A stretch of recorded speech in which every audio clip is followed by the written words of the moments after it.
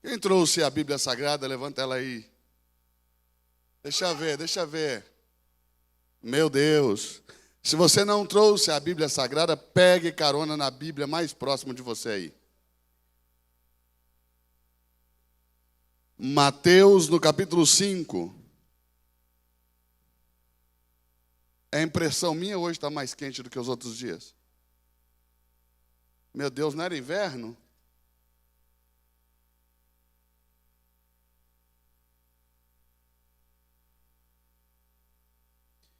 Mateus, no capítulo de número 5,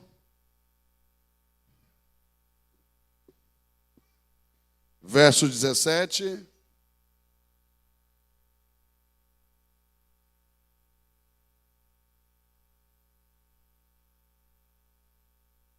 Não cuideis que vim destruir a lei ou os profetas.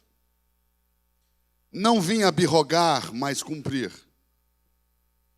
Porque em verdade, e a verdade eu vos digo, que até que o céu e a terra passem.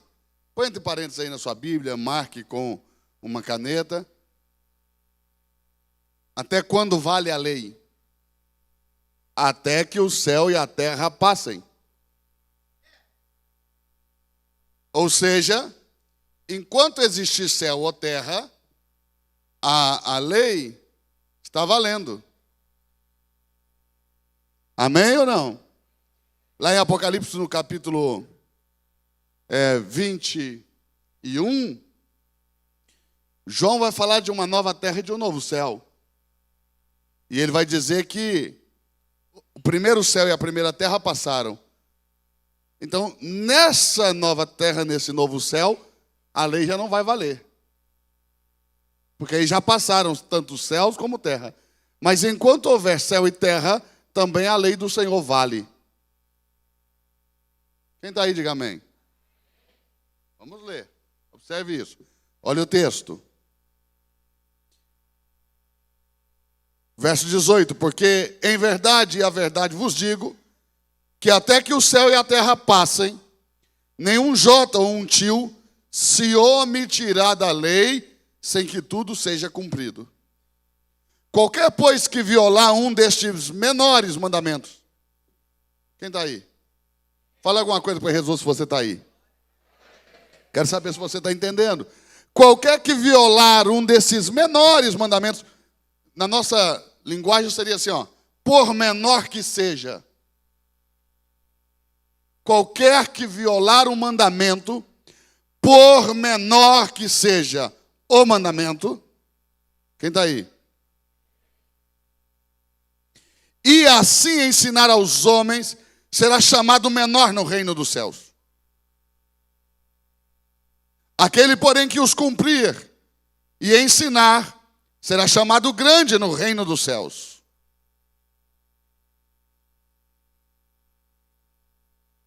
Quem está aí? Verso 20. Porque se a vossa justiça, digo, não exceder a dos escribas e dos fariseus, de nenhum modo entrareis no reino dos céus. Se você acha que é fácil ser melhor que um fariseu, você está com um problema sério. O fariseu ora 3 vezes por dia. O Shema Israel. Ele dizima até da hortelã e do coentro que ele tem na horta de casa. Ele não adultera, ele não mente, ele não engana, ele não trapaceia nos negócios. Um fariseu, na verdade, era um religioso de altíssimo nível em Israel. E era muito complicado você alcançar um nível de zelo que um fariseu tinha pela lei do Senhor. Um zelo incomparável. Paulo, apóstolo, chega a dizer, eu Sou hebreu de hebreus. Hebreu, nascido de hebreus, de pai e de mãe. Eu sou fariseu de fariseus. Fariseu, filho de um fariseu, quanto à lei, zeloso. E zeloso a tal ponto, ao ponto de perseguir a Cristo e sua igreja.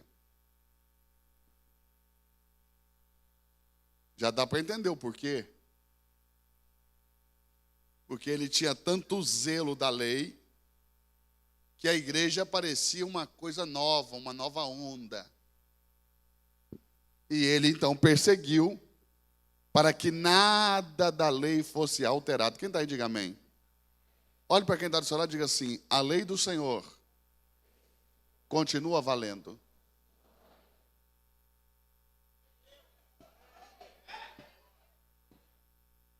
É porque no Brasil, tudo que é velho dá uma ideia de ultrapassado. Amém? Quando você fala o carro é velho, você quer vender. Quando você fala a roupa é velha, você não quer mais usar. E aí quando diz Velho Testamento, você acha que caiu em desuso. Mas ele não é velho no sentido de acabado. Ele é velho no sentido de antigo, de histórico, de primeiro. Está conseguindo entender? Diga amém. E uma nova aliança, ou um novo testamento. A Bíblia Sagrada diz que o Velho Testamento é aio do Novo, ou seja, é o tutor. É como o pedagogo que pega pela mão e leva a criança ao conhecimento. Então, é o Velho Testamento, a função do Velho Testamento é conduzir ao conhecimento no Novo. Está conseguindo pegar aí? Diga amém. Quantos estão por aí ainda? E nesses 3 dias Deus vai mudar muita coisa na tua vida. Vou falar de novo. Nesses 3 dias Deus vai mudar muita coisa na tua vida. Deus vai mudar muita coisa lá na tua casa, na tua família, na vida dos teus filhos, nos teus negócios. Nesses 3 dias, Deus vai operar poderosamente na tua vida. Poderosamente. Observe isso. A lei do Senhor não foi invalidada, não caiu em desuso, não foi abrogada, não é anulada. Ela vale. Isso é glória. Pega carona. Observe então. 2 problemas que nós temos doutrinários. Primeiro, no Brasil ensinaram para a gente que quando a gente aceita Jesus, a sua vida passada é como assim, ó, fecha a conta e passa a régua, começa daqui para frente. Ensinaram isso para nós, que agora que eu sou nova criatura, as coisas velhas passaram, e tudo se fez novo. Então, esqueça do teu passado. Começa a sua vida de Cristo para frente. Está conseguindo entender? Quero ver você pregar isso na cadeia. Onde eu preguei durante muitos anos. E as pessoas aceitam Jesus e continuam presas. Você fecha a conta e passa a régua, por que elas não saem? É claro que aceitar a Cristo não apaga o seu passado. Só diz que você deve se envolver com coisas novas e deixar de se envolver com as coisas do passado. Mas não quer dizer que o passado está apagado. Quem está por aí? Quem está aí? Porque eu conheci uma moça que foi mãe solteira e grávida, aceitou Jesus, nem por isso o menino desapareceu. Mas eu tenho certeza que Jesus perdoou o pecado dela. Mas a criança nasceu, porque aceitar Jesus não apaga o nosso passado. Você sabe que muita gente confunde pecado esquecido com pecado confessado, né, irmão? E o pecado esquecido não foi perdoado. Só o pecado confessado foi que ele lançou no mar do esquecimento. O pecado que você esqueceu está na memória de Deus fresquinho. Deus não tem nenhum problema de memória. Quem está por aí? Mas eu acredito, e você vai entender, que o Espírito Santo te trará à memória. Porque você sabe que a gente é tão ignorante acerca das coisas de Deus quando nós começamos a nos relacionar com Ele. Ou seja, quando somos crianças na fé, e é um tempo gostoso, porque é bom ser bobo na fé, por um tempo. O problema é quando se transforma-se isso numa anomalia, e a pessoa não cresce, permanece criança para sempre na igreja. Tem gente que tem 300 anos de igreja, é um dinossauro da fé, e ainda está bebendo leite na igreja. Porque ainda tem necessidade que alguém venha lhe ensinar quais sejam os primeiros rudimentos da palavra de Deus. Então a Bíblia diz, vos haveis feitos tais como meninos necessitados de leite, e não de sólido mantimento. Ora, quem se alimenta de leite é menino. Né? Menino cheira leite, irmão. Você abre a boquinha dele, cheira leite. Está conseguindo entender? Diga amém. Agora, o adulto, o leite já não é mais um alimento para ele. Aliás, eu não sei se é verdade. Eu ouvi dizer que eu tenho muitos amigos que são médicos. Mas como todos os dias eles têm uma conversa, um dia não pode comer ovo, no outro dia o ovo é bom. Num dia o bacon é ruim, no outro dia o bacon é bom. Então você nunca sabe de nada, sabe? Mas eu tenho uns amigos que me disseram que o leite, para alguém que já passou dos 12 anos, não influencia em mais nada. Não sei se é verdade, mas eles formaram, né? Então, deixa eles falarem. Eu não gosto muito de leite mesmo, então não vai fazer diferença nenhuma. Agora, olha bem. O problema é quando a gente fica bebendo leite para sempre. Entendeu? O menino que não quer desmamar. Eu mesmo tenho um amigo que mamou até os 6 anos.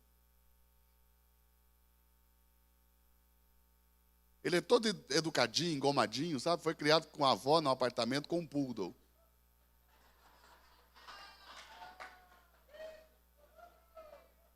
Mas o bichinho mamou até os 6 anos.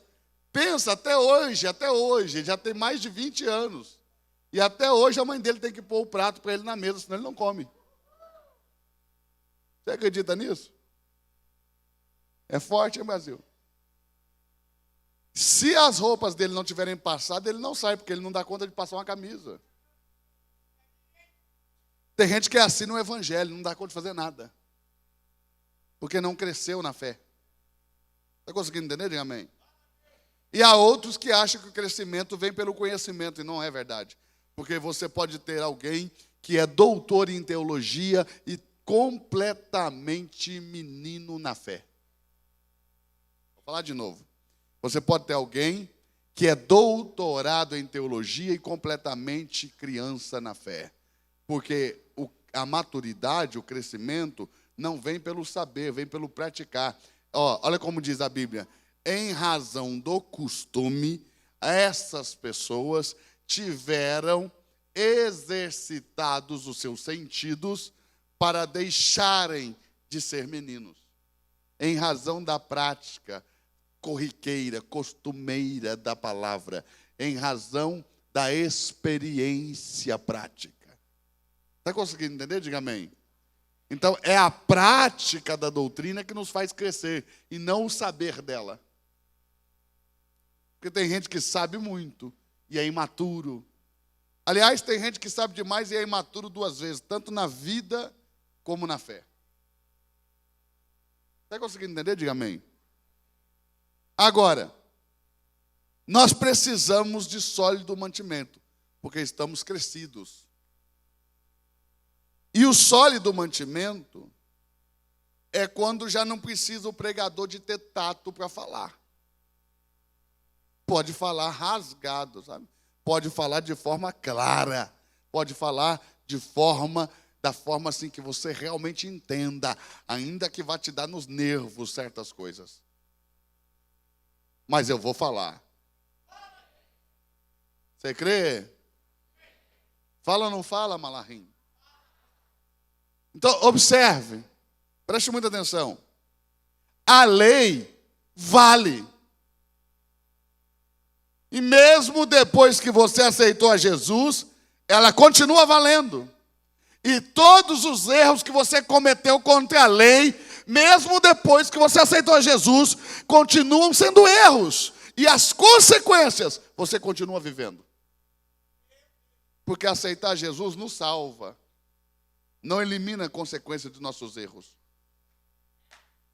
Está conseguindo entender? Diga amém. De outra forma, o que está preso deveria ser liberto.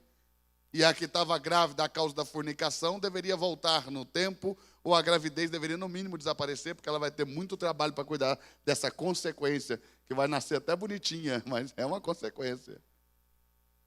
Quem está aí? Amém? Pastor, mas me ensinaram que Deus não leva em conta o tempo da minha ignorância. É objeto de maior ignorância. Tal fala. Preste atenção. Eu começo o versículo, você me ajuda a terminar. Amém? Sofre o meu povo porque lhes falta. Mas vai sofrer porque se Deus não leva em conta a falta do conhecimento? Ops! Ei!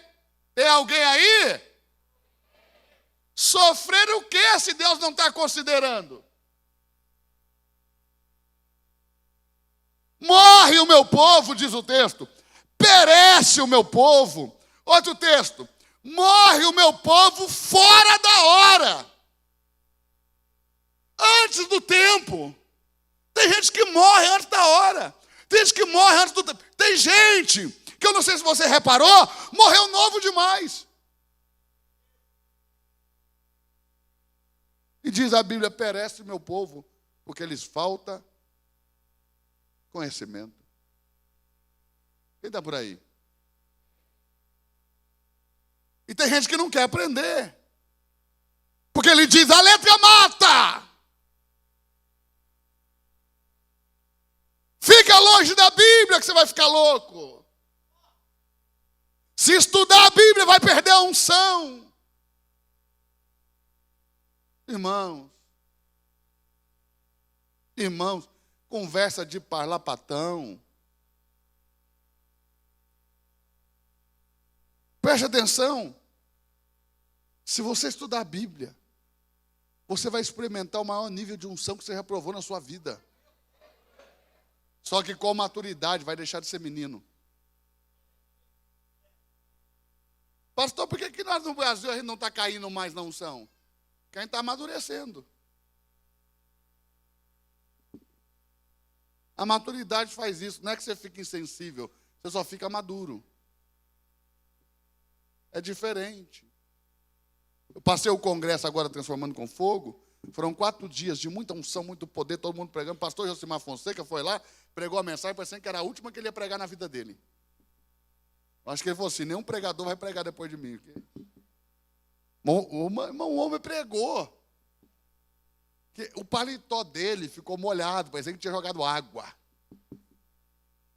Pregou muito, foi muita unção, mas eu não chorei.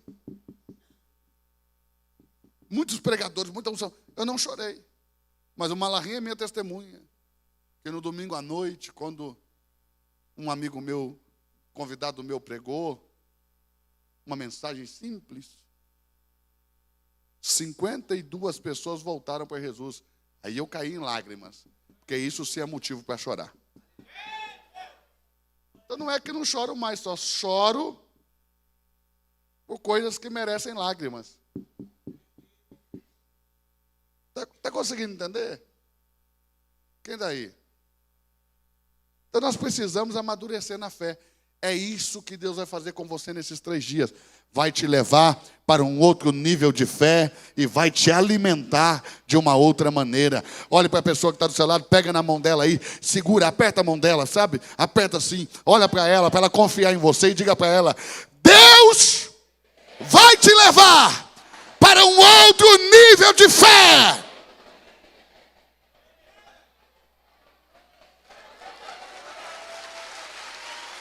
Quem crê?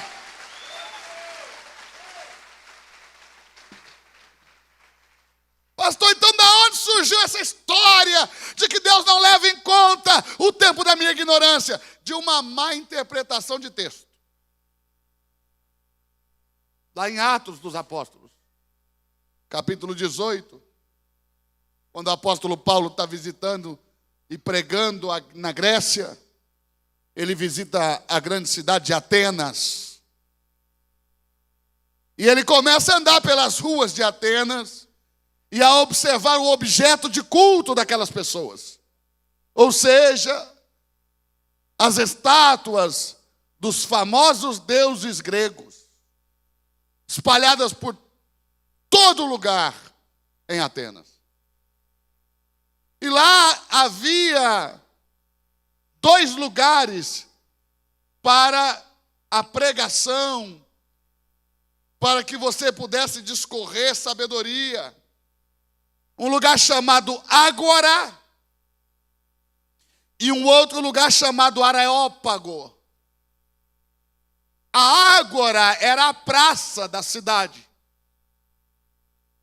aonde qualquer pessoa poderia ir e começar a falar e começar a discorrer acerca de qualquer assunto, e quem quisesse pararia para ouvir. Faziam várias rodas, círculos. Por isso que é o círculo da sabedoria.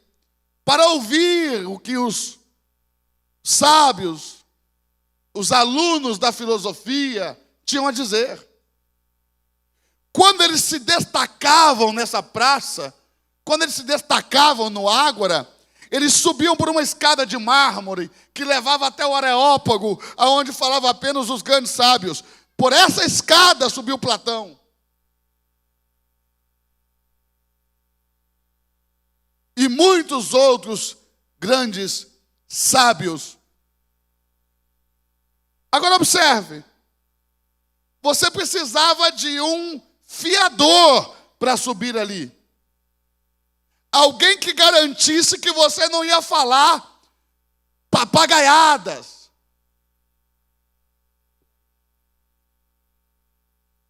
Então Paulo, apóstolo, conseguiu um fiador, Filo, que tomou Paulo pela mão e subiu com Paulo para o Areópago. E Paulo pôde discorrer ali.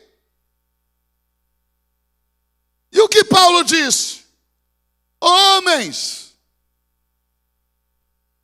caminhando por vossa cidade, pude observar o objeto de vosso culto.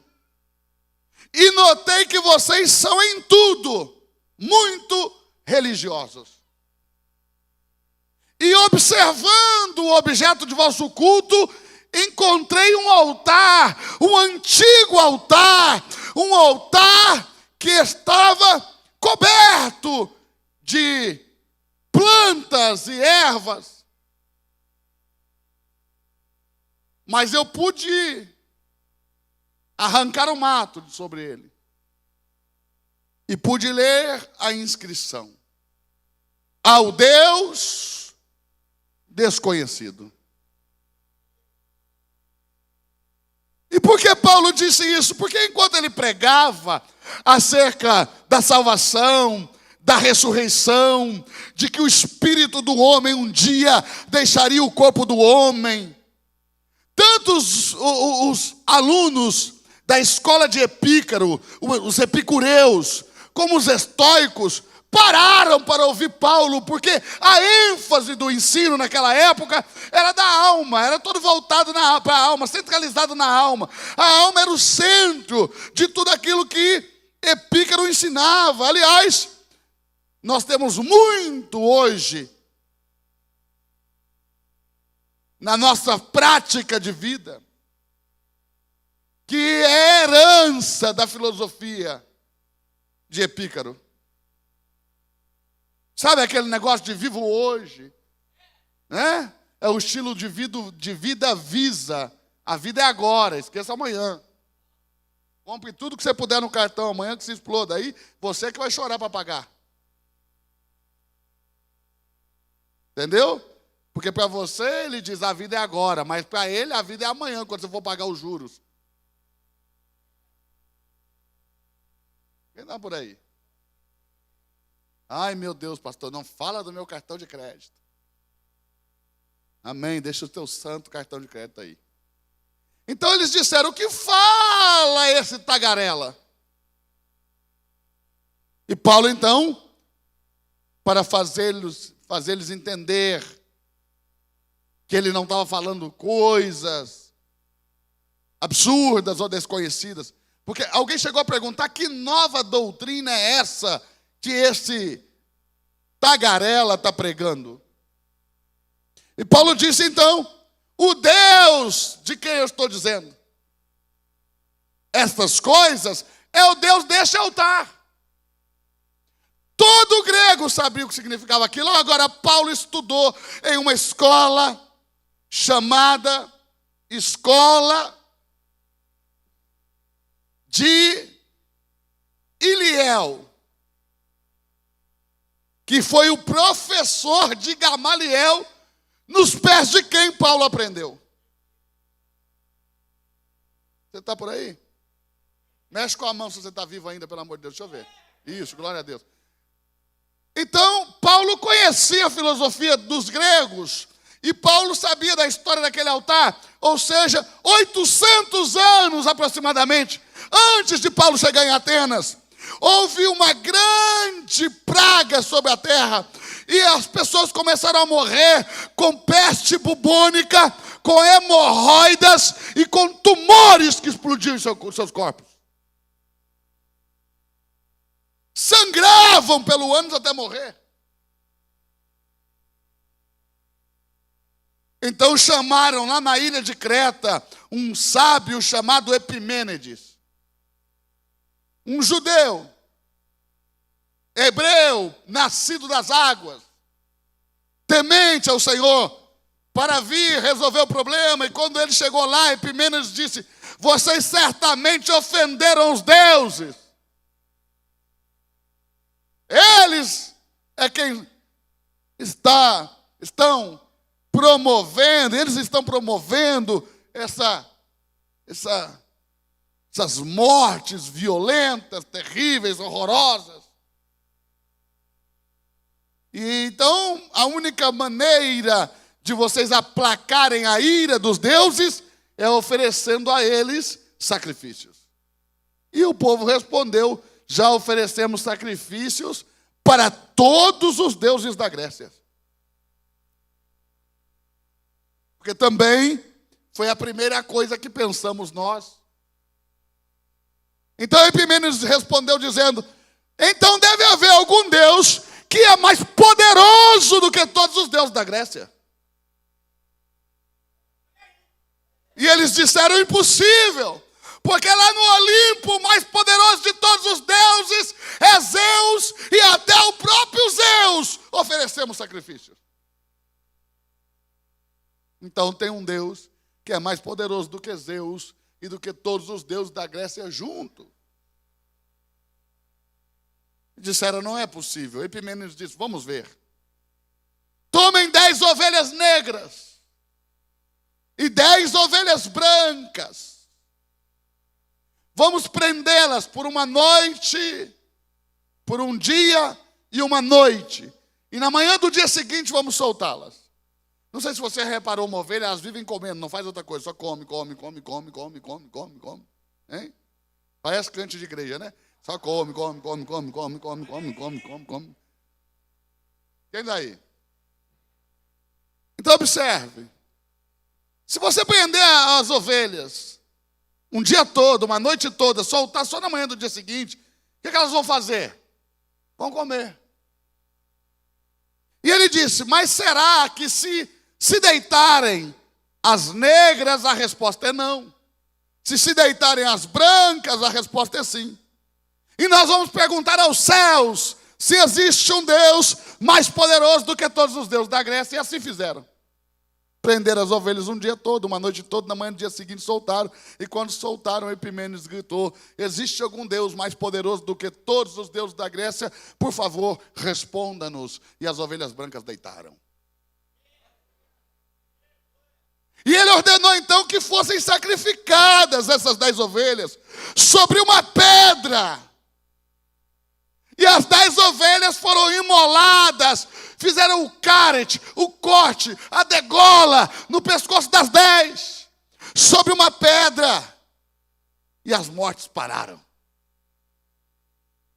Então eles perguntaram a Epimênides: qual é o nome desse Deus para a gente colocar no altar para honrá-lo?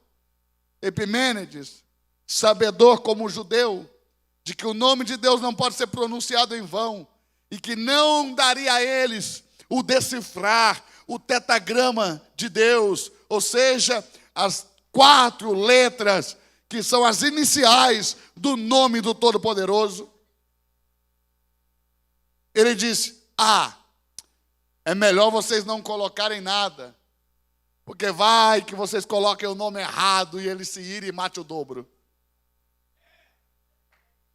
Então eles escreveram ao Deus desconhecido. Esse é o mistério de Deus. João no capítulo 1, verso 18. Deus nunca foi visto por ninguém. Nenhum homem jamais viu a Deus. É um Deus desconhecido.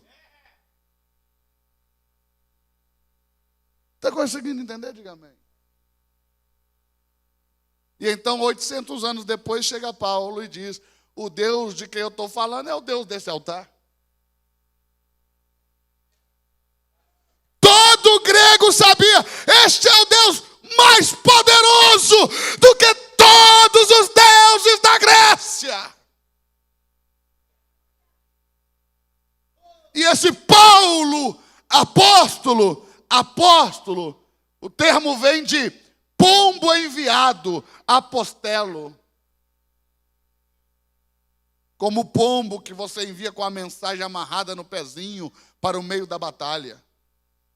Isso é um apóstolo, aquele que é enviado para o meio da guerra como uma batalha. Apóstolo não é quem está sentado numa cadeira bonita, sendo servido por homens. Aliás, na nossa fé, quem quer ser alguma coisa tem que aprender a servir primeiro.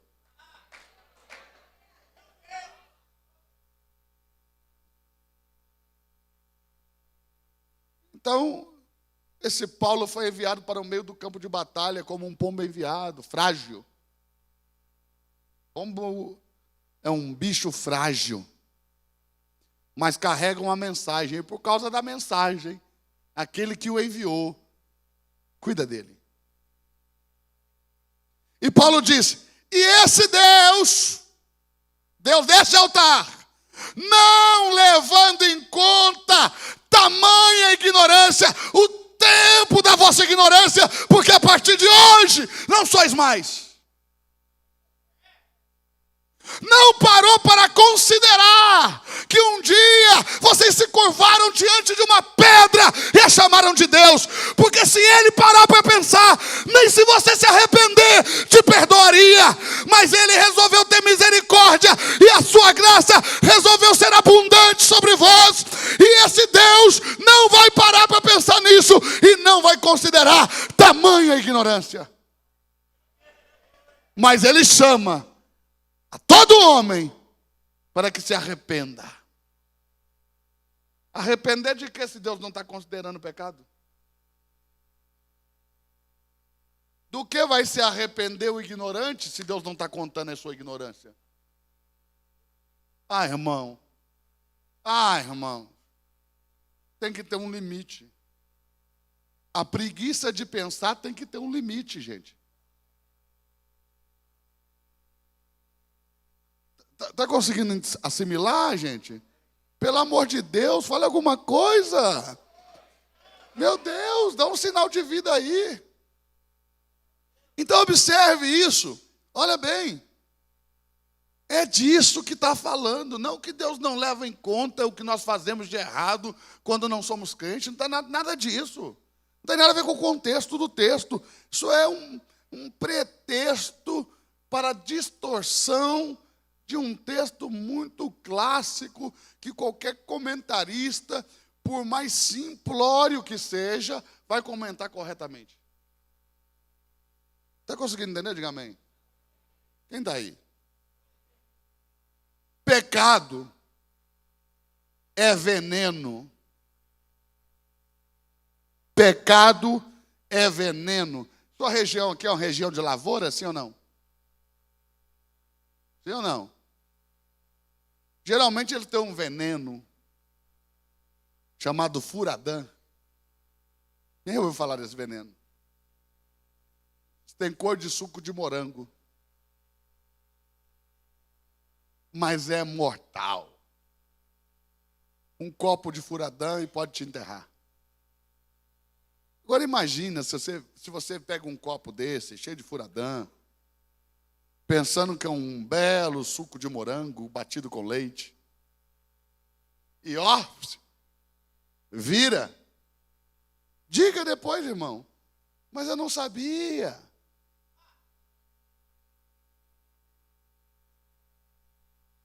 E verás, se não morrerá. Pecado é veneno. Provou, sabendo ou não, vai morrer. Porque o salário do pecado é a morte. E todo aquele que provar o pecado, sabendo ou não, vai morrer. Está conseguindo entender? Diga amém. Então esse texto aí condiz não, viu? Condiz não. Não é dessa maneira. Olhe para quem está na sala e diga assim: tudo que você fez de errado, mesmo quando você não sabia que era errado, gerou uma consequência. E você tem carregado essa consequência. Abra sua Bíblia comigo em Levítico, no capítulo 5.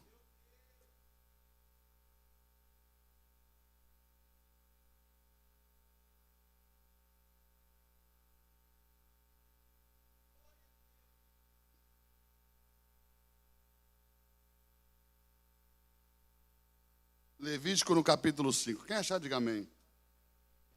Verso 17.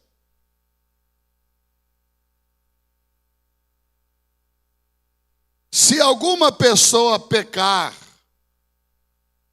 e fizer contra algum de todos os mandamentos que o Senhor ordenou que não se deve fazer, ainda que não o soubesse, contudo será ela culpada e levará sobre si a sua iniquidade. A não ser que Deus virou menino, fale uma coisa ou outra hoje e outra amanhã, está valendo. A não ser que Deus é como os filhos dos homens, ou seja, como os filhos dos homens, que voltam atrás, que se arrependem, que mentem, que mudam, sabe, a cada dia. Porque tem gente que é assim, gente instável, emocionalmente instável. É capaz de mudar todo o seu destino em alguns minutos. É capaz de ouvir uma coisa e mudar de curso na faculdade em minutos. Gente emocionalmente desequilibrada. Que hoje está com você, amanhã não está mais. Que hoje é seu amigo, 2 semanas depois é seu maior inimigo. Gente com problema para enxergar o horizonte e lá no horizonte um endereço e persegui-lo. Mas eles vivem uma vida como se estivesse no meio de uma encruzilhada. Para onde eu vou? Está conseguindo entender? Diga amém. Mas o nosso Deus, olha como diz a Bíblia, Deus não muda. Nele não há mudança, nem sombra de variação. É imutável. Ou seja, se Deus não muda, aquilo que ele pensava em Levítico continua pensando em Mateus, irmão. Quem está aí? Você está por aí? E levará sobre si a sua iniquidade. Levará sobre si. Levará sobre si. Se alguém pecar e fizer contra alguma de todas as coisas que o Senhor Deus ordenou que não se deve fazer, ainda que não soubesse, contudo será ela culpada, e levará, carregará sobre si a sua iniquidade. E quando diz o texto sobre si, está falando de você, do seu filho, do seu neto e do seu bisneto. De novo. Quando o texto diz sobre si, está falando de você, seu filho, seu neto, seu bisneto. Abra a sua Bíblia comigo em Gênesis. Abra em Êxodo. Capítulo 20. Eu estou muito empolgado para esses 3 dias.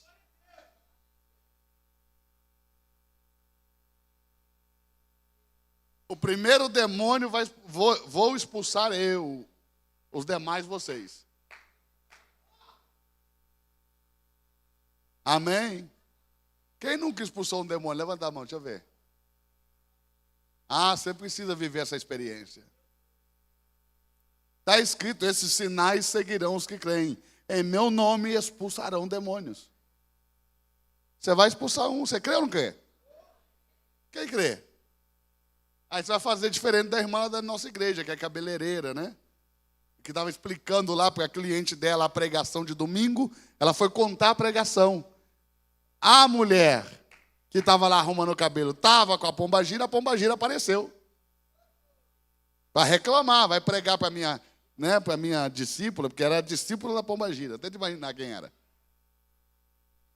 E aí manifestou. A irmã não sabia o que fazer, pegou a Bíblia, fechou e olha na cabeça da mulher. Pá. Irmão, o diabo saiu na bibliada. Ela falou, pastor, eu sei que não era o certo, mas que saiu. Só que a mulher ganhou uns hematomas, né? Então nós vamos preparar você. Porque o dia que você trombar com um desse, você sabe o que fazer. Amém? Quem está aí? Êxodo capítulo 20 está escrito assim. Então falou o Senhor Deus dizendo todas estas palavras. Eu sou o Senhor teu Deus que te tirei da terra do Egito, da casa da servidão. Olha aqui para mim. Deus nunca fala. Isso aqui é só para os profetas de plantão. Deus nunca fala sem primeiro se apresentar. De novo. Você nunca vai ler na Bíblia Deus chegando de maneira mal educada e falando. Sabe, como quem entra numa roda, interrompe a conversa e começa a falar? Não. Deus sempre vai falar com educação. E sempre Ele vai se apresentar antes de falar. E Ele sempre vai se apresentar na faceta em que Ele vai falar. Malahim, quantos nomes Deus tem na Bíblia? 72. Porque são as 72 maneiras que Deus tem de agir. Quando Moisés, na montanha de Sinai, olha para ele e diz, Senhor, eu irei ao teu povo, eu irei a Faraó, mas quem eu direi que tu és? Aí ele disse, ao meu povo, diga que eu sou o Deus de Abraão, de Isaac e de Jacó. A Faraó diga, eu sou o Deus dos hebreus, me enviou a vós. Aí Moisés perguntou, como? Eu sou, e ele respondeu, sim, Jeová, Eu sou aquele que sou. O que isso quer dizer? Depende em que situação você está. Porque eu sou aquele que sou quer dizer o seguinte: eu sou tudo que você necessitar que eu seja em um tempo bem presente na tua vida. Se você precisar de cura, eu sou Rafa, o Deus que cura. Se você precisar de justiça por estar sendo injustiçado, eu sou Jeová Tsidkenu, o Deus da tua justiça. Se precisar de provisão, eu sou Jirê. Se precisar de pastor, eu sou Raá. Se for para o meio da guerra, eu sou Sabaô, o Deus dos exércitos, e eu vou contigo, e serei amigo dos teus amigos, e inimigo dos teus inimigos.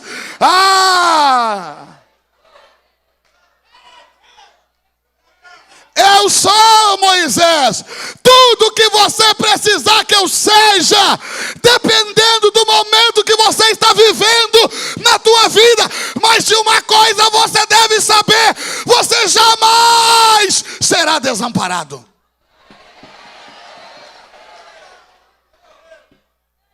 Porque aquele que pode agir de 72 maneiras diferentes está contigo.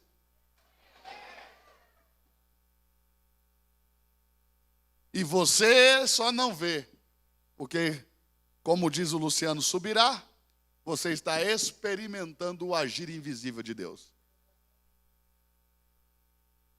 Você conseguiu entender? Diga amém.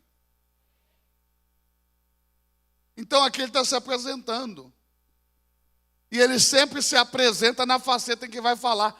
Quando você lê lá assim, ó, Senhor dos Exércitos, pode olhar o assunto abaixo, é guerra. É batalha. Se ele diz eu sou Jirê, pode olhar o assunto abaixo, provisão. E aqui ele está se apresentando. Eu sou o Senhor teu Deus que te tirei da terra do Egito, da casa da servidão. Ou seja, quem está falando é o Deus libertador. Mais uma vez, quem está falando é o Deus libertador. E do que ele vai falar? De libertação. E o que vai acontecer com quem ouvir? Será liberto.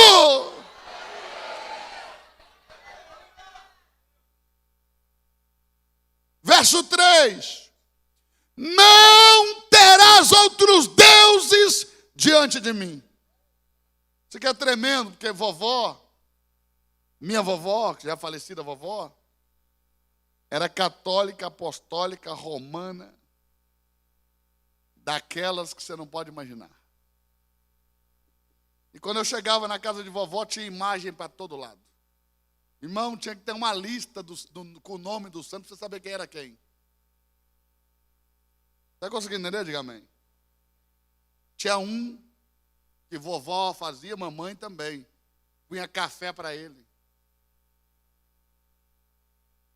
E eu dizia para minha mamãe, né? Mamãe, esse cara não bebe café.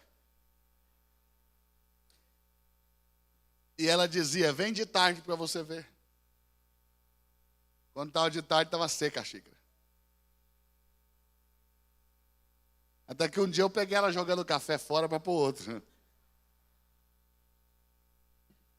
Falei, estou sabendo quem bebe esse café. Ele não bebe. Aí eu me lembro até hoje, ela falou assim, mas ele tira a energia. Eu falei, mamãe, abandona. Se ele precisa da energia do café para viver, abandona o cara. É um pretinho para ser bonzinho, economizando tinta, é um negão. Bem preto mesmo era a imagem. Era o Santo Antônio? São Benedito, o cafezeiro é o Benedito aí, acertou. O Santo Antônio é aquele que, lá no interior de Minas, de onde eu venho, as mães cozinhavam ele na panela de pressão junto do feijão e dava o feijão para as mulheres comer, que era para elas casar.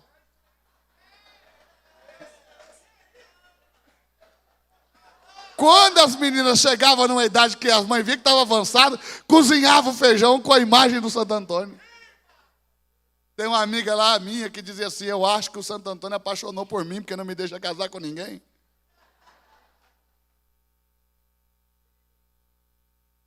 Mas era assim. Então eu dizia para a vovó: vovó, para de adorar imagens. Isso está errado. Aí ela dizia para mim assim: tá nada. Isso está certinho. Eles intercedem por nós. Eu dizia: não, não, não. Só um pode ser mediador entre Deus e os homens, a saber, Jesus Cristo, o homem. Não pode adorar a imagem, vovó. Ela dizia assim para mim: vovó não adora não, meu filho, vovó só tem. Quem já ouviu isso? Eu não adoro não, só tem. Não terás. O primeiro verbo é ter. Não pode ter. Não terás outros deuses diante de mim. Eu não posso ter. Segundo, verso 4. Não farás. O verbo agora é fazer. Primeiro, diga comigo: eu não posso ter. Depois, não posso fazer. E o fazer aqui não engloba apenas o artífice. Fazer aqui também o devoto é incluído. Por quê? Porque quando diz: não farás para ti imagem de escultura, nem figura de qualquer coisa que haja em cima no céu, nem embaixo da terra, nem na terra, e nem nas águas debaixo da terra. Está dizendo que nem uma imagem do próprio Cristo, que veio do céu, de nada que há no céu, de nada que há na terra, nem debaixo da terra. Está conseguindo entender? Diga amém. Nada, de nada, nenhuma imagem. Então você pode me dizer o seguinte: quer dizer então que eu não posso ter em casa, por exemplo, uma obra de arte, uma escultura? Sim ou não? Claro que pode. Porque uma obra de arte, uma escultura, não é um Deus. O que você não pode ter é uma imagem que se posicione como Deus. Uma figura que seja posicionada. Quando é que eu faço um Deus? Não é só quando eu pego a madeira e vou entalhar a madeira, ou quando eu ponho um molde, né, e derramo o gesso. Não é só quando eu pego a pedra e vou esculpi-la. Não. Eu faço um Deus quando diante dele me curvo e faço petições. Então eu transformei. Porque olha bem, não tem problema nenhum nós temos uma estátua de Davi, desde que eu não me ajoelhe diante dela e não comece a fazer petições, porque senão nós vamos ter que destruir a imagem de Davi, porque Davi se tornou um Deus que quer estar no lugar do Deus verdadeiro. Quem está aí? Ai. Quem era católico antes de converter? E os que não levantaram a mão era de qual lugar?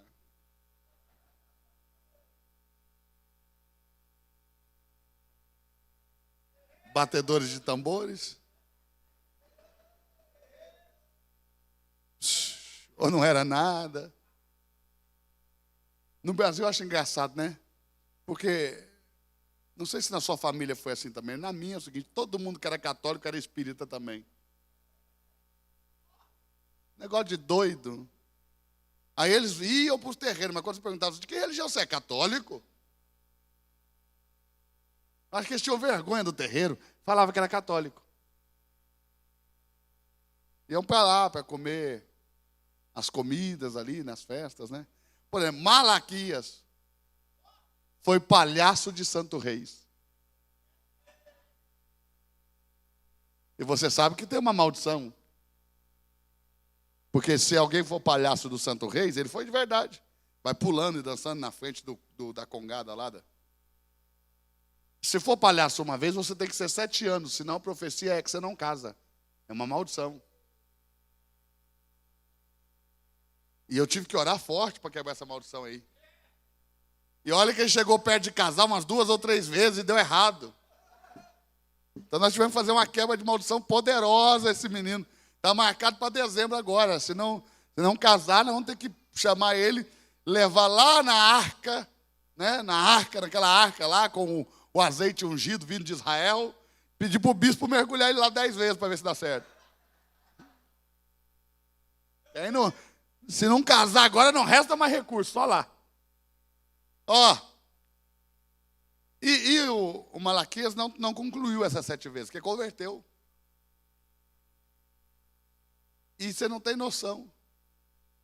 Quanta moça interessante se interessou por ele. Era tanta que eu dizia até que quando ele era menino, a avó dele era de um terreiro do seu, como é que chama? Do seu neném. Eu falei, Malaquias, eu acho que sua avó, em vez de passar tal que você passou, foi pó de pemba. Pó de pemba é um pozinho da pomba gira, que as mulheres ficam tudo em cima, porque pensa no problemático que era esse moço. Agora não, agora Deus libertou ele. Você está por aí? Mas não pode ter, não pode fazer. Amém? Continuando. Verso 5. Não te encurvarás a elas. Em outra tradução, não as adorarás. Porque a palavra adorar, etimologicamente, vem da palavra curvar. Tem um detalhe. Só Deus necessita, tem a necessidade de que a sua adoração seja consciente. Olha como Deus diz, o nosso culto é racional. Como ele é? Esse culto de insanos não é culto a Deus. Culto onde as pessoas perdem o sentido não é culto a Deus. Onde as pessoas ficam inconscientes. Não é, porque Deus, ele só aceita o culto se você estiver consciente. Quem está por aí? Então, é racional, é consciente. É lá na macumba que eles pegam a pessoa e fica girando, para a pessoa perder a consciência e um espírito violentamente, estuprando espiritualmente, entrar e possuir. O Espírito Santo não faz isso não. O Espírito Santo só entra se convidado. Por isso o texto diz, ofereçam os vossos corpos.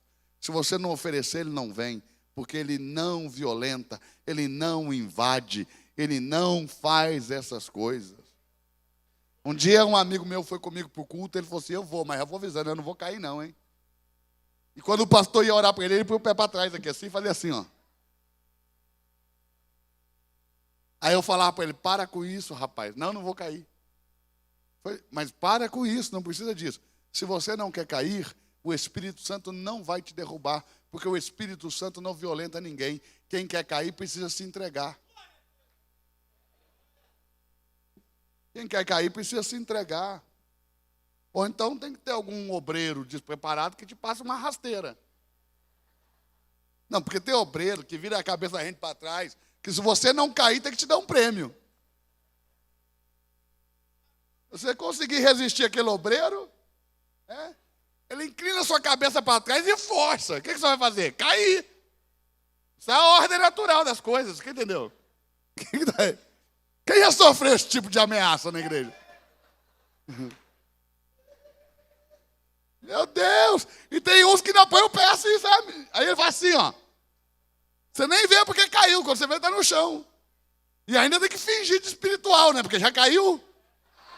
Aí faz aquela cara de quem nem recebeu alguma coisa.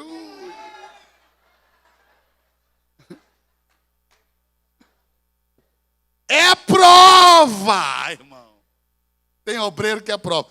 E eu dizia para o meu pessoal, irmão, quando vier alguém pregar na nossa igreja que fizer isso, ajuda, facilita, se joga. Antes que o cara machuque alguém, se joga. Aí quando o pessoal começava a forçar a barra, lá nós pulava no chão. Pá, pá, ia pulando. Aí o cara ficava, meu Deus, quanta unção. Eu falei, irmão, se você entende que é isso que é unção, então você é o mais ungido, porque aqui todo mundo cai. Sem empurrar ninguém. Aqui a gente se joga. Quem está aí? É tremendo. Então, o Satanás, o diabo, ele não precisa que o culto seja racional, consciente. Então, o que ele faz? Ele enche a pessoa de cachaça.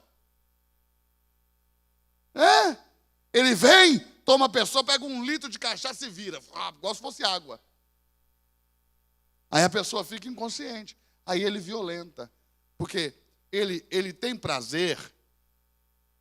Ele tem prazer se for assim, violentando.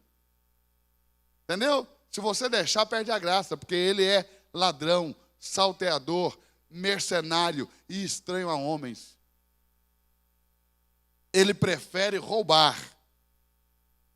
Se você oferece, perde a graça. O Espírito Santo não. Você tem que convidar. Você tem que chamar. Você tem que desejar. Você tem que se oferecer. Você tem que se entregar.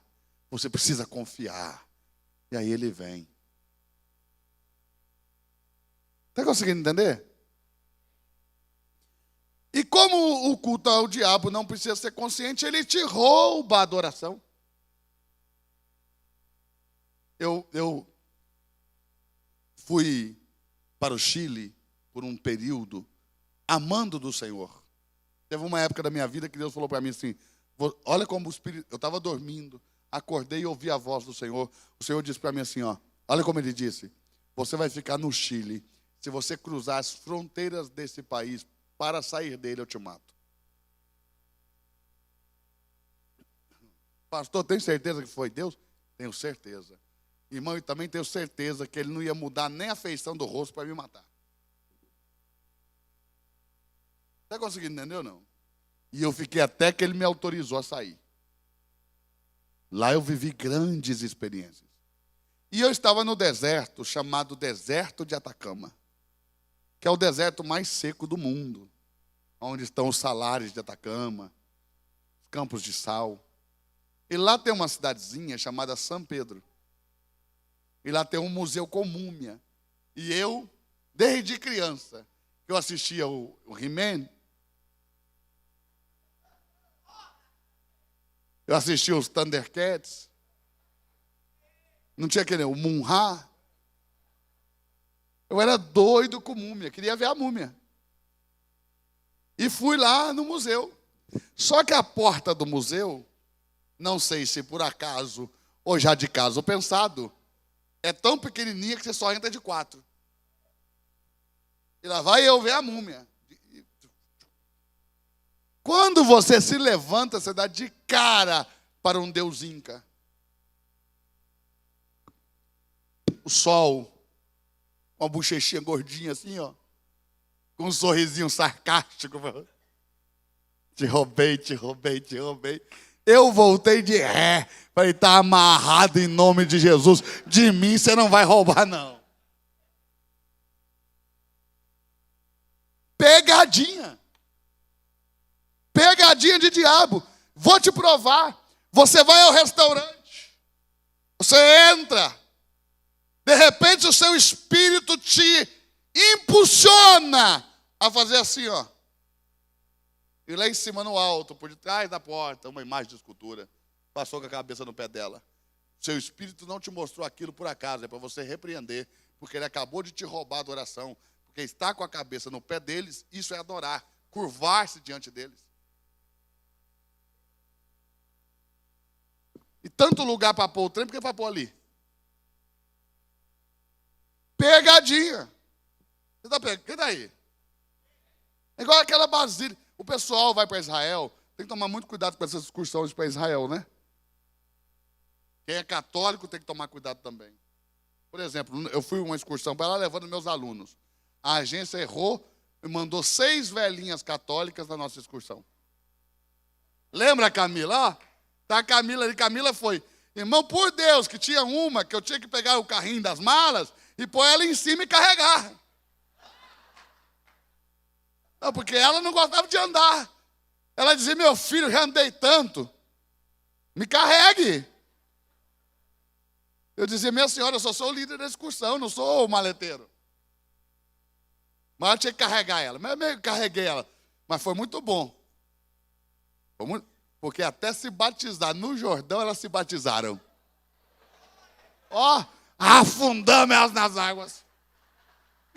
Uma delas falou para mim, meu filho, depois de 70 e tantos anos católica, e eu dizia, vou morrer católica, mamãe foi católica, vovó foi católica, e eu vou morrer católica agora, ó.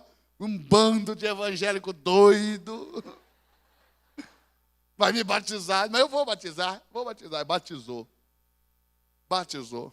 Teve uma, que era a mãe e a filha era uma advogada mal educada, terrível. A mãe converteu, a filha não. E voltou para o Brasil e morreu. Faleceu. Essa viagem foi a última chance que Deus tinha dado para ela converter. Pois ela ficou lá irredutível a viagem toda. As outras 5 converteram. Irmão, não dá para andar no meio de crente e não converter. Só se você quiser um passaporte direto para o inferno. Não é possível. E uma delas falou assim para mim, pastor, mas eu já fui batizada quando eu era criança. Falei, minha filha, depois de 70 e tantos, ó, temos que renovar esses votos mergulhando no Jordão. Pastor, mas o meu valeu ou não valeu? Falei, a senhora quer saber mesmo? Ah, eu quero. Eu falei, valeu só para te fazer mal. Porque até hoje ela está sofrendo por causa daquele dia. Ela falou, não é possível. Eu falei, te provo na Bíblia. Só tem uma Bíblia. E a Bíblia dos católicos é boa, porque lá fala tudo assim, sabe? Não tem eufemismo. A coisa é clara. Na Bíblia de evangélico, que tudo nós damos um jeitinho para falar. Melhor Bíblia para ensinar sobre idolatria é a Bíblia dos católicos. Pastor, por que lá fala claro? Porque ninguém lê?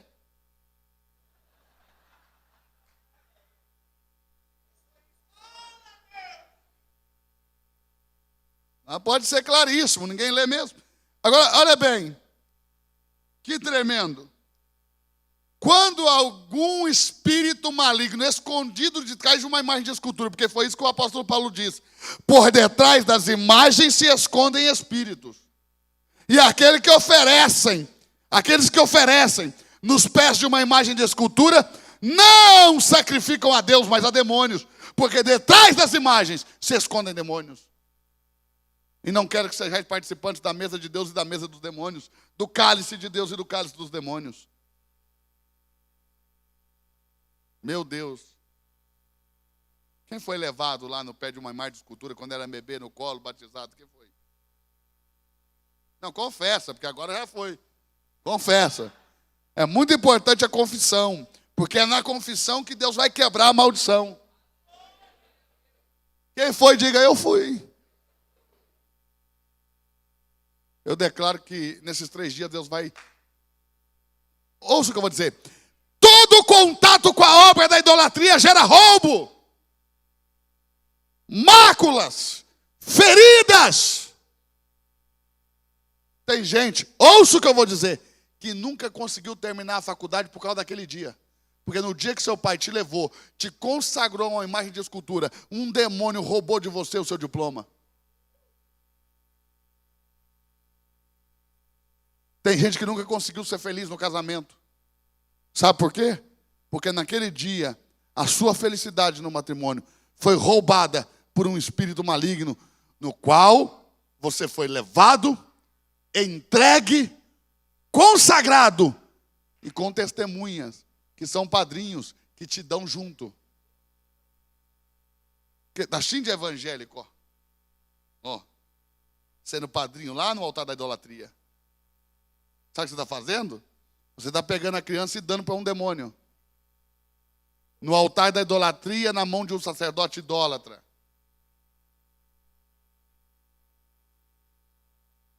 E nem fique ofendido, porque eu prego isso na Renovação Carismática Católica e ninguém se ofende. Não vê você, crente florzinha de Jesus, ficar... Eu sou uma florzinha de Jesus. Cantou tanto que acreditou. Não pode tocar aquela murcha. Não. Malachi sabe. Me chama para pregar na Renovação Carismática, eu ponho lá a verdadeira adoração e falo só de idolatria. Preste atenção. Você foi roubado e aqui, na nossa aula prática, você vai fechar os teus olhos. Você vai ver o espírito que estava de trás da imagem. Estou te garantindo, você vai ver. Você vai ver com seus olhos espirituais qual era o espírito. E ele vai te falar o que te roubou. Ou eu mudo de nome, porque o Senhor tem poder. Jesus Cristo tem poder, o sangue de Jesus tem poder, a autoridade no nome do Cristo de Deus, e pelo poder do nome de Jesus eu te garanto que tudo que estava escondido na sua vida vai vir na luz. Você vai entender porque que algumas coisas na sua vida não foram para frente, e na hora que quebrar, você vai tentar de novo, e você vai ver como você vai concluir. Irmão, está assim de gente que não conseguiu terminar nenhum ensino médio. Por quê? Porque está debaixo de influência maligna. Foi roubado quando criança. Deus vai mudar a tua sorte. Tem gente que nunca conseguiu ter dinheiro. Por quê? Porque ficava jogando dinheiro naquela cestinha no pé de uma imagem de idolatria. Por que não conseguiu ter dinheiro? Porque sua mãe fez um voto e você foi lá pagar. Que foi assim comigo. Mamãe fez um voto. Eu nasci com pneumonia. Fiquei 90 dias no hospital depois que nasci. Aí minha mãe falou, se curar, vou levar ele para levar um buquê de rosa em Aparecida do Norte, no pé de Aparecida. Quando eu fiz 7 anos, mamãe me colocou no ônibus, olha que eu já era da igreja. Meus tios já tinham me ensinado que era errado. E mamãe me levou assim mesmo, porque ela, olha como é que é mãe, né? Ela faz a promessa que tem que pagar a gente. Quem já passou por isso? Eles fazem a promessa, você que tem que pagar, que você tem com isso. Aí ela comprou um buquê de flores, me levou lá em Aparecida do Norte. Eu nunca tinha visto aquilo. E lá é a capital da idolatria. Vi um homem cruzando aquela rampa, com o joelho sangrando, esfolado na carne viva de joelho. Veio não sei quantos quilômetros para trás de joelho. Falei, meu Deus, se um crente fosse assim para jejuar, não ficava um diabo nessa terra. Olha o que os caras fazem por causa de um Deus falso, e o nosso povo para um Deus verdadeiro é uma preguiça danada, tudo é difícil.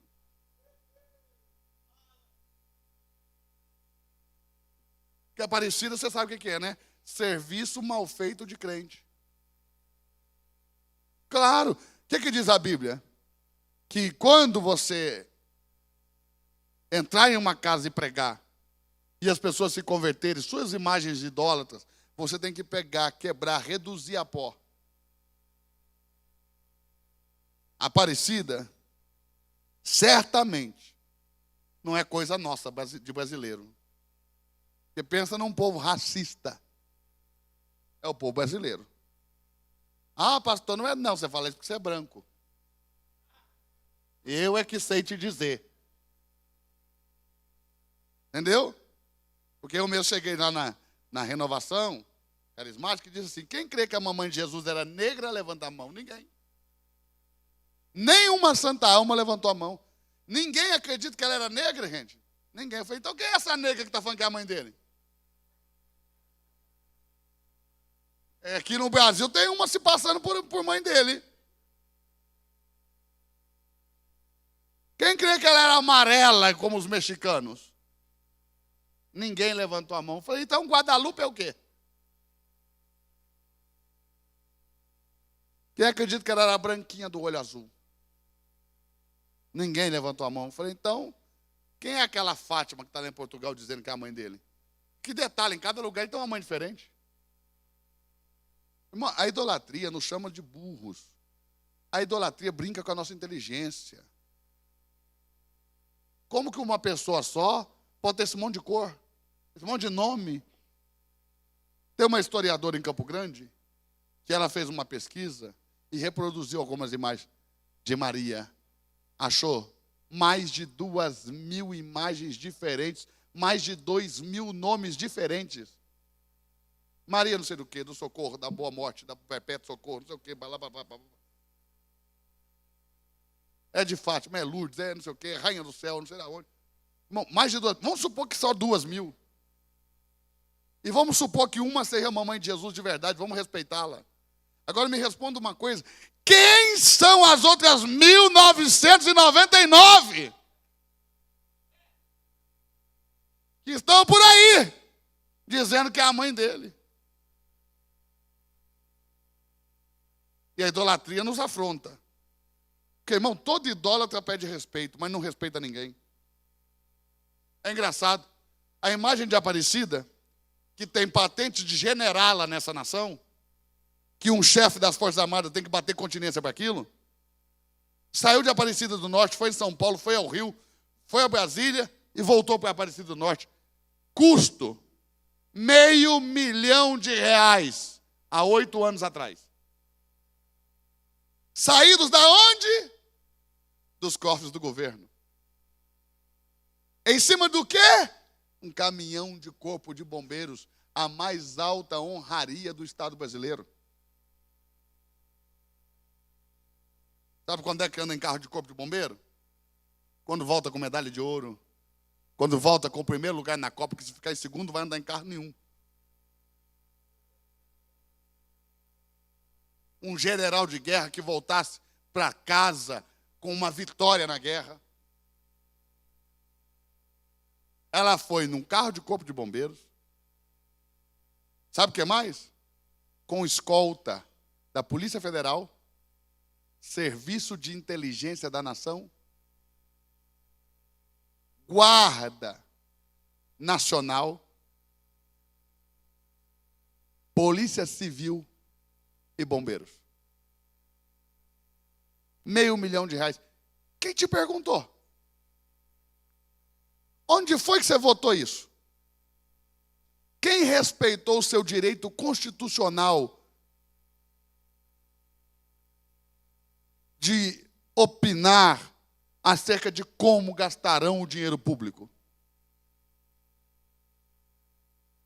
Quem respeitou o seu direito? Aliás, quando deram patente para ela de generala, você votou aonde? Quem pediu sua opinião? Não, sabe o que fizeram? Fizeram uma votação e puseram esse negócio às escuras e passaram nessa votação e ortogaram, e deram, e assinaram, e colocaram lá, sabe, na lei, escreveram lá e votaram a favor sem que você descobrisse. Detalhe, num Estado laico. Né? Tudo bem, eu sei que o Estado laico não é Estado ateu, mas é laico. Não deveria, pelo menos não deveria financiar a idolatria. Quem está por aí? Fica calmo que você está sendo liberto.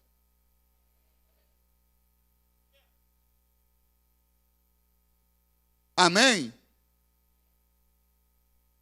Não te encurvarás a elas, nem a servirá. Olha aqui para mim. Servir. Outra tradução. Nem lhes prestará culto. Nem lhes prestará culto. Ou seja, culto e serviço é a mesma coisa. Como que se diz culto em inglês? Por quê? Porque servir e cultuar é a mesma coisa. Quando que eu cultuo uma imagem de idolatria? Quando? Posso te dizer? Está preparado? Está preparado? Quando você busca a lenha para a fogueira. Quando você corta a bandeirinha. Quando você arrebenta a pipoca. É tudo serviço prestado a uma imagem de idolatria. Porque a festa junina, que na verdade de junina não tem nada, porque pode perguntar para qualquer padre que ele vai te explicar, a festa que nós chamamos junina, feita em junho, na verdade é a festa de São João e São Pedro. Que são antiguíssimos. Porque antes de chamar João e Pedro, sincretismo religioso, eles tinham outro nome. Na verdade, eles nem estão preocupados com os nomes, porque já perderam a identidade há muitos anos. Há muito tempo atrás. Como você vai chamá-los, não importa, desde que você faça o que eles querem. Mas se você ler na Bíblia, está lá. Adrameleque e Anameleque, deuses de Sefarvaim, para os quais se fazia festa. Com fogueira, com muita comida, com muita bebida, aonde se lançavam os próprios filhos no fogo. Como sacrifício. A Anameleque e Adrameleque está na Bíblia. Deuses de Sefarvaim. Festas com danças, comilanças e fogueira. E tem gente que diz que não é culto.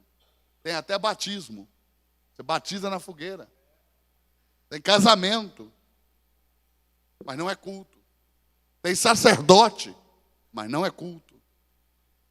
E aí nós evangélicos, né, que somos ótimos para mascarar as coisas. Mudamos o nome da coisa, né? Festa country, festa não sei o quê, mas realizamos a mesma cerimônia. Aliás, já que você não tem discernimento espiritual, um dia pega uma foto dessas festas, bata uma foto, vá na rua, pare um ímpio e pergunta para ele, você quer uma foto de quê? Se ele te disser que é junina, se convença.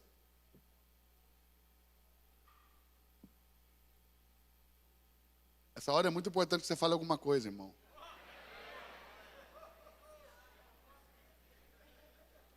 Libertação é isso. Você não quer ser liberto? Conhecereis a verdade e a verdade vos libertará. Sabe quando você serve um ídolo? Quando você corta o pinheiro, pendura as bolinhas, faz a guirlanda. Você está servindo a São Nicolaus, que só no Brasil que tem essa patavina de Papai Noel. Mas olha a baixaria. Você ensina seu filho a escrever uma cartinha para um morto. Mente para o menino, enfia um presente debaixo da cama e diz que o defunto respondeu. Descendo pela janela. Pela chaminé. Pegando pedido em meia. Ah, irmão, é baixaria demais. Não, tudo bem que você gosta, agora não minta para o seu filho, pelo menos. Hein? Tenta entender que seu filho não precisa ver você mentindo para ele e depois dizer, é feio mentir. E o Papai Noel? Se é feio mentir, e o coelho que botava ovo? Se eu fosse seu filho, ia dizer, você é uma boa mentirosa, mamãe. Preste atenção. Preste muita atenção. Não servirás. Você sabe que lá na igreja, em Belo Horizonte, onde eu congregava, tinha uma irmã que trabalhava em uma fábrica de biscoito. Olha o nome da fábrica. Cosme Damião. Contei para vocês? Contei? Não. Vou falar então. E lá é o seguinte. Todos os dias, a primeira fornada de biscoito que saía quentinho do forno, tinha que ser levado por um funcionário lá no pé da imagem do Cosme Damião, de quase 2 metros de altura. E a fornada era oferecida a eles. Que segundo o dono da fábrica, é para vender muito. Então, cada 30 dias um funcionário, tinha mais de 200 funcionários, então nunca chegava a vez dela, é por votação. Punha o nome no negocinho, sacudia. Até que um dia, puxaram o nome dela, tocava ela. Aí ela veio perguntar, e agora, pastor, eu sirvo ou não sirvo? Aí eu abri para ela e está escrito aqui, nem a servirás. Pastor, vou me mandar embora. Agora, cristianismo verdadeiro. É isso. Cristianismo verdadeiro é ter que decidir o tempo todo.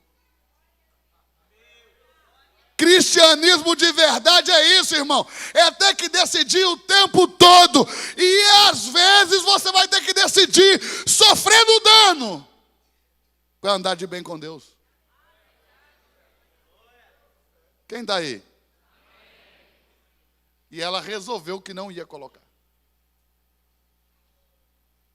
No primeiro dia, que era o dia dela, ela não levou. E as outras funcionárias falaram, ih, aí você é mandado embora. Chegou o patrão. Quando viu que os biscoitos não estavam, perguntou para o gerente, o que aconteceu? Fulana de tal disse que não vai levar. E a gente também não quis levar, porque era a vez delas. Chamou ela. Ela entrou na sala. O dono da fábrica falou para ela assim, vou te dar 1 minuto para colocar os biscoitos. Se você não colocar, está demitida. Ela respondeu para ele assim, então o senhor me demita, porque eu não vou colocar. Ele disse para ela, então está demitida. Ela foi para o vestuário, pegar as coisas dela, tirar o uniforme, pôr sua roupa. Chega uma colega de trabalho atrasada, vai também para o vestuário trocar roupa. E ela está chorando muito. Chorando muito. E a amiga pergunta por que ela está chorando. Ela disse, contou a história, disse que acabou de acontecer, ter sido demitida. A amiga disse para ela, estou vindo de uma entrevista de emprego.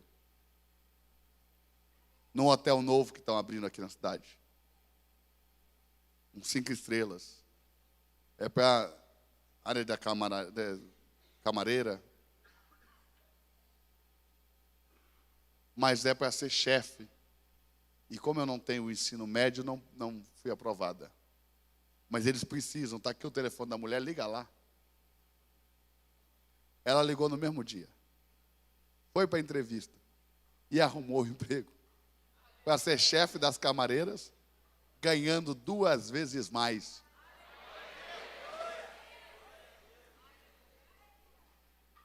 É uma mulher simples, amiga minha, mas decidiu fazer o que era certo. Às vezes, e na maioria delas, nós decidimos fazer o que é conveniente. Mas o mínimo que Deus espera de você é que você faça o que é certo. Quem está aí? Vamos lendo? Vamos lendo?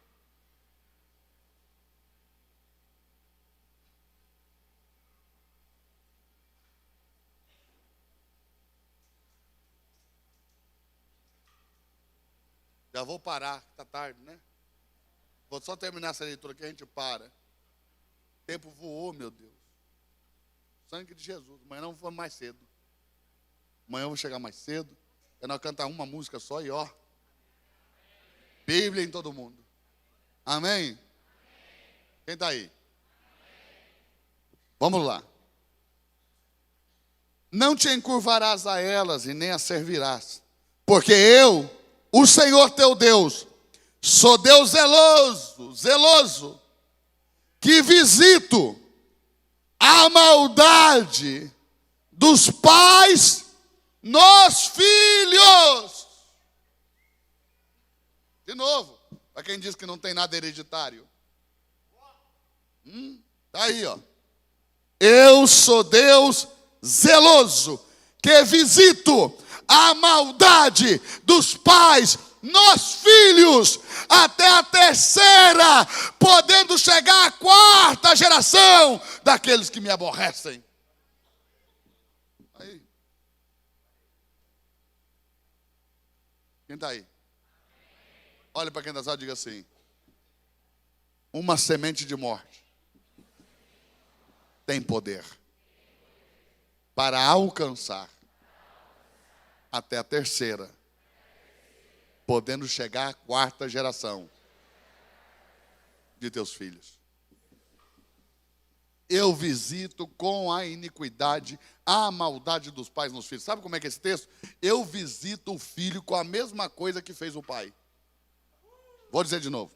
Eu visito o filho com a mesma iniquidade que cometeu o pai. Por exemplo, a mãe foi mãe solteira, a filha foi mãe solteira, a neta foi mãe solteira, a bisneta foi mãe solteira. Porque Deus visitou o filho com a mesma iniquidade do pai. O pai morreu de cirrose, o filho é um bêbado, morre de cirrose, o neto é um bêbado, morre de cirrose, o bisneto é um bêbado, morre de cirrose. Porque eu visito a maldade com a iniquidade, a maldade do pai no filho, até a terceira, podendo alcançar a quarta geração. Quem está aí, diga amém. A semente de morte é poderosa. Mas eu tenho uma notícia de Deus para você. A semente da vida é mais poderosa ainda. E ele diz: eu visito até a milésima geração daqueles que me amam e me temem, para lhes fazer o bem. Para lhes fazer o bem. A semente de morte tem força, mas a semente da vida é muito mais poderosa. E eu declaro sobre a tua vida que Deus vai visitar todas as sementes de vida que você tem plantado na vida do teu filho, do teu neto, do bisneto, do tataraneto. E Deus vai visitar até a milésima geração. E lá na frente alguém há de perguntar: por que Deus é bom com ele? Deus é bom com ele por tua causa. Olhe para quem está do seu lado e diga assim: a semente da morte tem força, mas a semente da vida é muito mais poderosa. É muito mais poderosa. É muito mais poderosa. Profetiza sobre ele. Eu profetizo a vida sobre você, sobre teu filho, sobre os filhos dos teus filhos. Ainda não nasceram, pastor, mas profetizo a si mesmo: eles vão nascer. E eu profetizo vida, e vida em abundância. Vida e vida em abundância. Vida e qualidade de vida.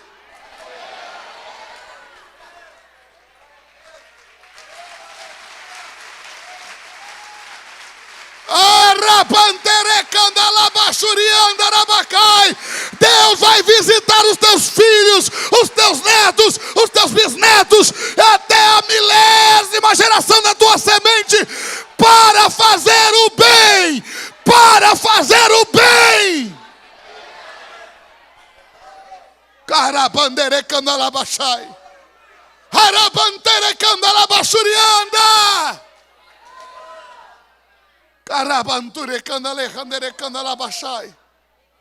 E nós vamos aprender como quebrar a visitação da semente de morte. Porque a Bíblia ensina como quebrar a visitação. Quem está aí?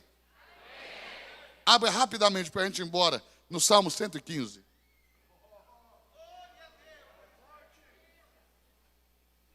Salmo 115. Vou te mostrar o problema da idolatria. Salmo 115. Só quem encontrar dá um sinal. Salmo 115, verso 1 diz assim: não a nós, Senhor, não a nós. Não a nós. Diga comigo, diga bem forte, diga assim: não a nós. Olha para quem está, diga assim: não a nós. Diga, o que é isso? Não, você também não quer saber de nada, irmão? Pergunta: o que é isso? Não a nós, nem a Maria, nem a Pedro, nem a João, nem a Paulo, nem a Eduardo. Não a nós, mas somente ao nome do Senhor seja toda a glória. Não a nós, não a nós, mas ao teu nome a glória, por amor da tua benignidade e da tua bondade. Quem está aí, diga amém. Porque diriam as nações: onde está o seu Deus? É assim que eles dizem quando entram aqui. Eles olham para o altar e para o alto. Não vê ninguém. E eles perguntam: cadê o Deus deles? Porque lá em Belo Horizonte, onde eu congregava, era cercado de igrejas com donos. Por exemplo, tinha uma. Você saía da porta da igreja e descia à direita, lá no final da rua tinha uma. A igreja de São Pedro. E se você entrasse lá, você não ia precisar perguntar de quem era a igreja. Porque bastava olhar para o altar e para o alto, lá estava Pedro, crucificado de cabeça para baixo. Se você saísse para a esquerda, lá embaixo, 2 quadras para baixo, a igreja de São Judas Tadeu. Não precisava de ninguém falar para você de quem era a igreja, bastava você entrar nela. Você olhar para o altar e para o alto, lá estaria a imagem de São Judas Tadeu. Se você fosse por trás da nossa igreja, atrás tinha outra igreja, que era a igreja de Nossa Senhora de Fátima. E se você entrasse lá e olhasse para o altar e para o alto, lá estava a imagem de Fátima. Quando eles entram aqui, eles olham e procuram, e não veem. Onde está o Deus deles? Onde está o Deus deles? Aí o nosso Deus responde: onde está o Deus deles? Mas o nosso Deus está nos céus. E faz tudo o que lhe apraz. Os ídolos deles são de prata e de ouro, obras das mãos dos homens. Obra das mãos dos homens.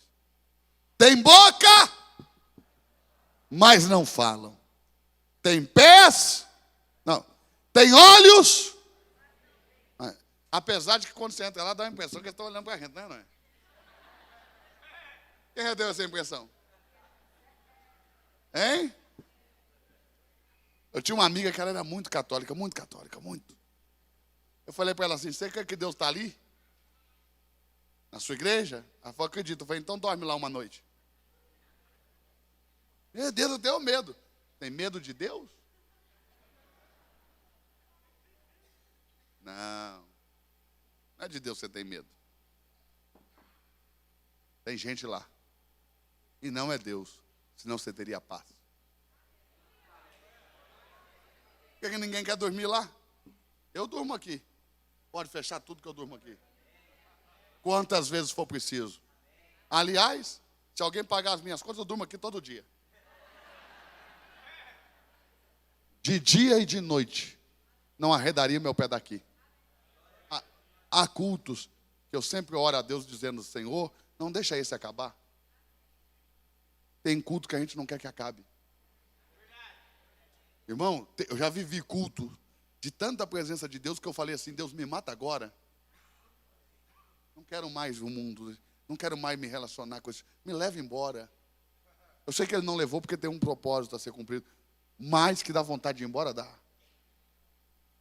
Talvez você nunca viveu assim, mas eu já vivi culto com tanta presença, que eu pedi para morrer.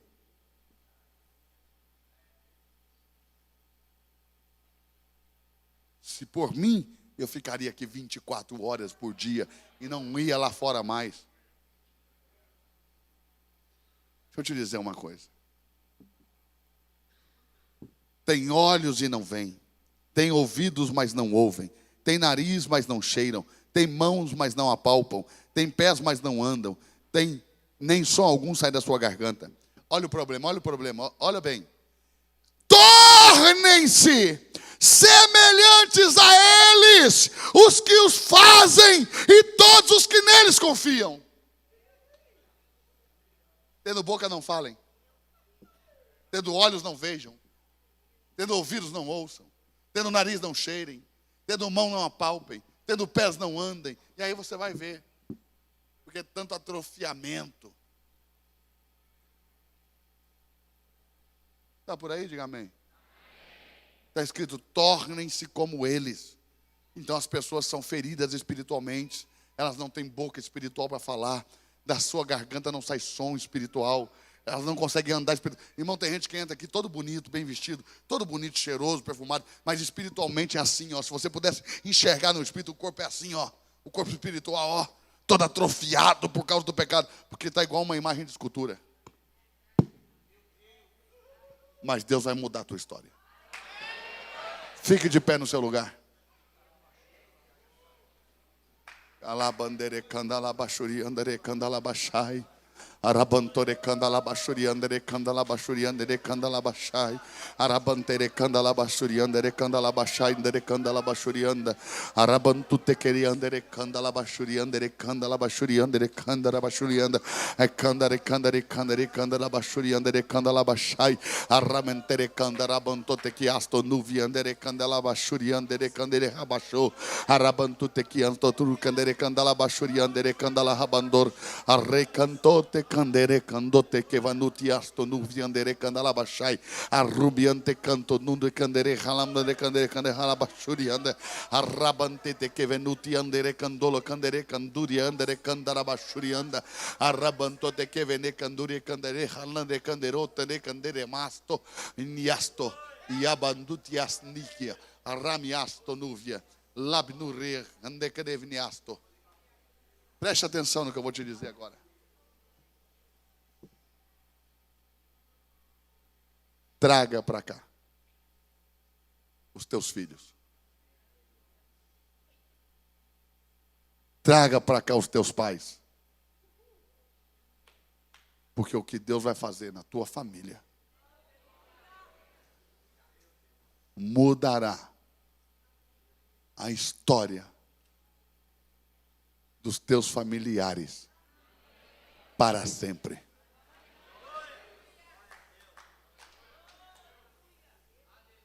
Traga. Pastor, não cabe, não importa. Vamos mudar a história da nossa família. Você está aí? Amanhã e depois arraste-os para cá. Diga, depois vocês não precisam ir mais também, se não quiser. Mas vocês vão nesses dias. E eu te garanto, pelo poder e pela autoridade do nome de Jesus, eles serão libertos, transformados, preparados para um novo tempo. Amém? Feche os teus olhos.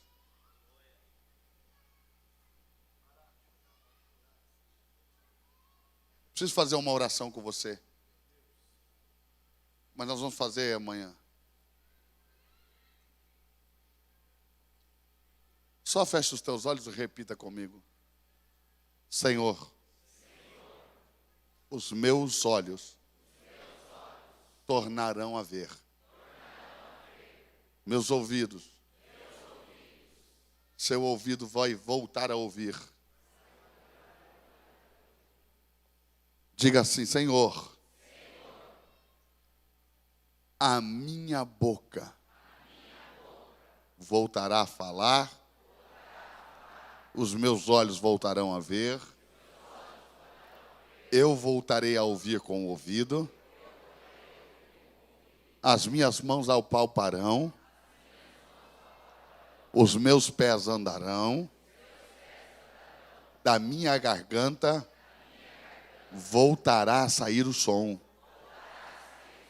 E eu vou me relacionar com o teu Espírito depois desses 3 dias, de uma maneira que eu nunca me relacionei. Eu vou ouvir quando o Senhor entrar no meu quarto, como todos os dias o Senhor faz, segundo está escrito na tua palavra. Todos os dias, na visitação da noite, o Senhor teu Deus fala ao teu ouvido enquanto dormes. Eu voltarei a ouvir os teus passos Quando o Senhor chegar, eu voltarei a ouvir a tua voz. Quando o Senhor falar ao meu ouvido, eu te verei, entrando ou saindo. Senhor, eu voltarei a sentir. Eu vou recuperar o tato no espírito. E eu vou sentir a tua presença quando o Senhor entrar. Senhor, eu sei que não estou só. Apenas o meu corpo espiritual é que está ferido, maculado, não desenvolvido. Mas como o apóstolo Paulo disse, desenvolva a vossa salvação. Como meninos que precisam voltar a aprender, a caminhar, nós voltaremos. Pegue, ó Pai, nas nossas mãos, como uma mãe pega um filho, quando o ensina a caminhar. Faz, ó Senhor, que voltemos a ver. Deixa-nos, Senhor, ouvir novamente o som da tua voz. Todas as feridas do passado, geradas por qualquer contato que eu tive, consciente ou inconscientemente, com a obra da idolatria, obra feita pelas mãos dos homens, diante das quais o povo se curva e nelas confiam, dirigindo a elas suas petições. Toda consequência, toda mácula, toda ferida, seja arrancada, seja curada, em o nome de Jesus, para que eu volte a andar no Espírito perfeitamente, desfrutando de um Deus que é Espírito. Obrigado, Senhor. Olhe para mim, irmão. O sangue de Jesus tem poder para te fazer recobrar todos os sentidos espirituais. Eu ordeno agora, na autoridade do nome de Jesus, corpo espiritual, torne a vida. Olhos se abram, bocas se abram, ouvidos ouçam, mãos apalpem, pés andem, narizes cheirem, gargantas soltem o som, soltem o som, soltem o som, soltem o som. Eu profetizo que Deus está te devolvendo. Levante a mão assim como quem recebe de volta tudo aquilo que te foi roubado pelo contato com a obra da idolatria. Seja te devolvido agora. O amor que o diabo levou do teu filho por ti, te devolva agora. Seja devolvido o teu diploma, o teu trabalho, a tua profissão. Seja devolvida a tua vida sentimental. Seja devolvido agora. Abra a mão e receba. Deus te devolverá. Tudo que o inimigo te roubou, Deus te devolverá.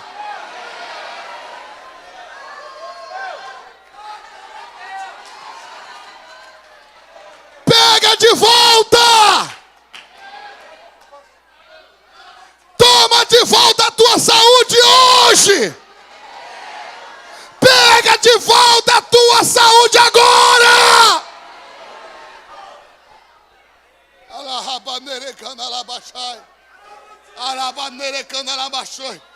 Deus está dizendo: toma de volta o teu casamento.